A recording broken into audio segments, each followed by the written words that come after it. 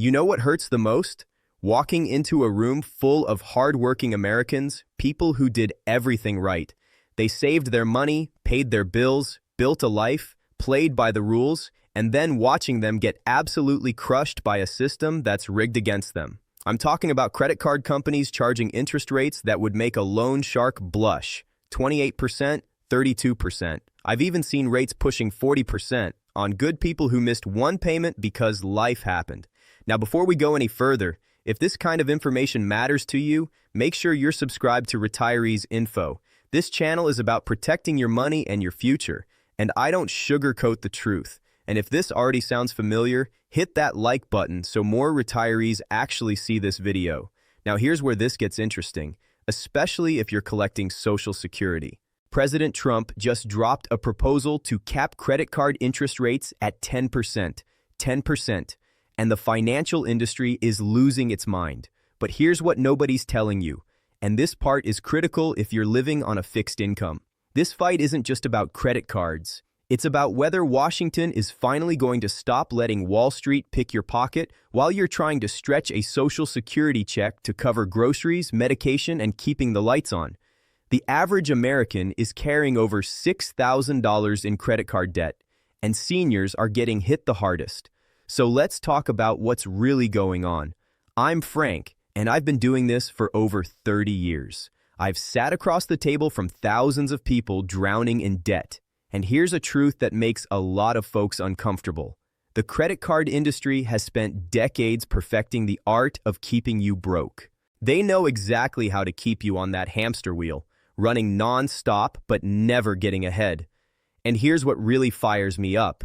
Seniors are being targeted more aggressively than any other group in America right now. You worked your entire life. You paid into Social Security with every paycheck. You did what you were supposed to do, and now, when you should be enjoying the fruits of your labor, you're being squeezed by interest rates that are downright criminal.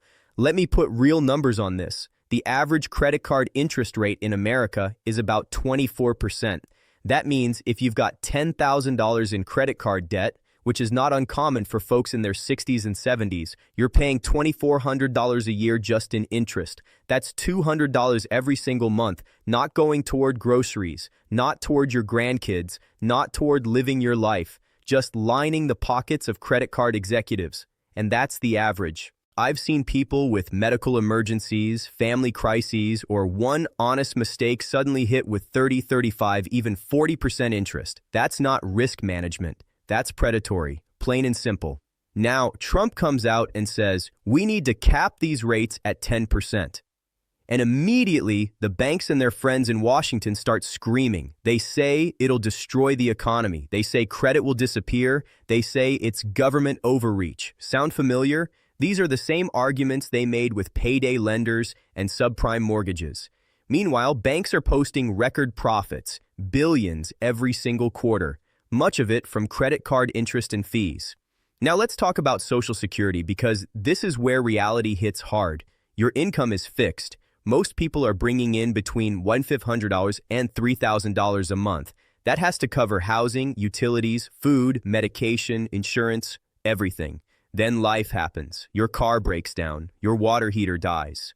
A medical bill shows up bigger than expected. You don't have a cushion anymore, so you put it on a credit card. And this is where I want to hear from you. Drop a comment below and tell me, what's the highest interest rate you've ever been charged on a credit card? I read every comment, and your story might help someone else watching right now. Here's the brutal truth. That Social Security cost of living adjustment doesn't even keep up with inflation, and it definitely doesn't keep up with 24% interest. Let's do the math. You bring in $2,000 a month. Rent is $900, utilities $200, groceries $400, insurance and medication $300. You're already at $1,800, and we haven't even talked about gas, phone, or emergencies. Now add $3,000 in credit card debt at 24%. Your minimum payment is around $90, but about $60 of that is pure interest. You're barely touching the balance. Now imagine that rate capped at 10%. Instead of $60 going to interest, it's closer to $25. That means more than double the payment actually goes toward paying off your debt. And that extra $35 a month on a fixed income, that's real money. That's prescriptions, that's gas, that's peace of mind. And make no mistake, the credit card companies know exactly what they're doing. They use algorithms and psychology to trap people in the minimum payment cycle. I've seen people pay for 20 years and owe more than they started with. This isn't accidental, it's engineered.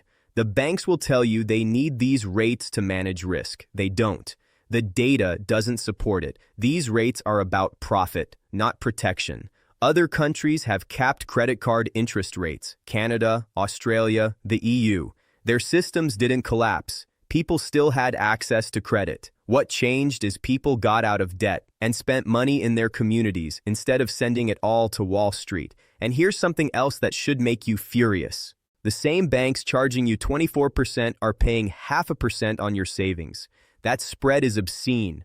Now look, I'm not saying credit cards are good. I've spent my career teaching people to get out of debt, but we cannot blame individuals for a system designed to trap them, especially retirees living on fixed incomes. This 10% cap isn't perfect. It doesn't fix everything, but it's a start. And if you're living on Social Security or getting close to retirement, this is exactly why you should subscribe to Retirees Info and turn on notifications. These are conversations you need to hear before they affect your wallet. The pushback will be intense, the lobbying will be loud, the scare tactics will be everywhere. But remember this, every time consumer protections were put in place, industries claimed it would destroy them. It never did. So here's the real question. Do we want to be a country where you work your entire life and then spend your final years being bled dry by credit card companies?